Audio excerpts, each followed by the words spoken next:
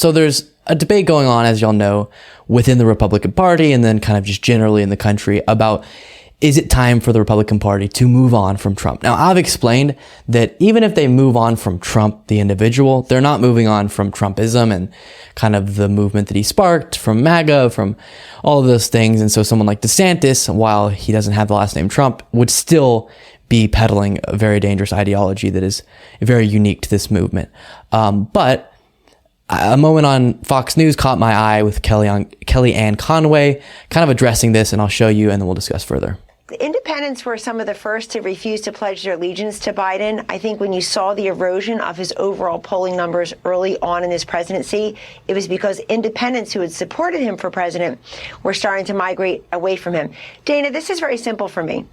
When Trump is the leader of the party, when he's involved in the conversation in the election, in the 2018 midterms, you had 4 pickups from blue to red. It is the first time since John Kennedy in 1962 that a president in power's party picked up a single Senate seat in a midterm election, and they picked up 4. The other thing, and this is important, I mean, the party in power has only done this 4 times since 1934 in the midterms, and Trump was one of them in 2018, right after the very bruising, very brutal, and frankly, fundamentally unfair battle over the Kavanaugh nomination that happened within a month that election.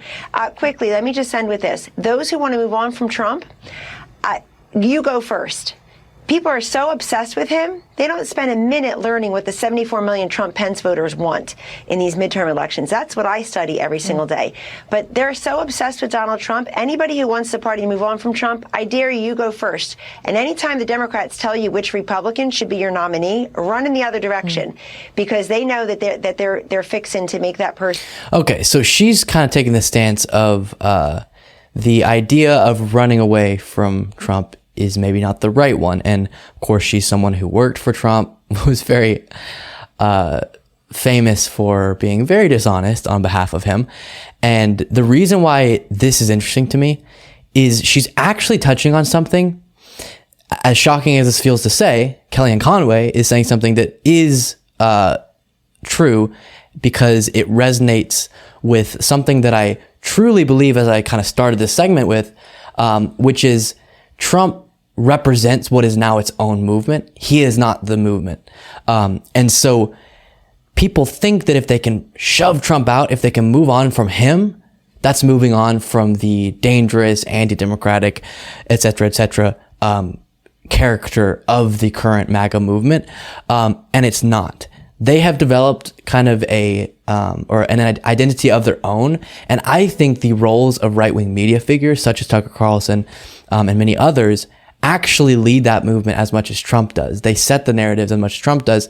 And so people have other individuals to go to for their marching orders, if you want to use those terms, or kind of to know what they're supposed to care about in any given moment. And so I think when the Republican Party is analyzing, how do we move forward? Because it looks like Trump wouldn't have a good chance of winning a general election. They're in a tough spot, lucky for us, because they can move on from him, but they're still going to be, the base is still going to be craving as radical and dangerous of a candidate. But you've lost the sentiment of the country broader and more generally. And so how you reconcile that and how you win national elections is a huge question.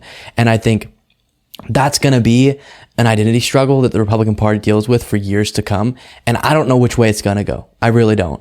But we will be watching each step of the way.